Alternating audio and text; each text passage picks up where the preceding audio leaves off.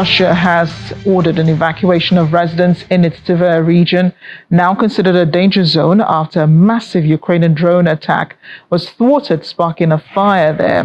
The governor of the region, Igor Rudenia, said air defense systems shot down Ukrainian unmanned aerial vehicles and falling debris caused a fire. He said all emergency services in the region were dispatched to the scene and the fire has been contained. He did not give details of any casualties. The military site reportedly housed fuel tanks as well as artillery shells, ballistic missiles and explosives in a series of warehouses.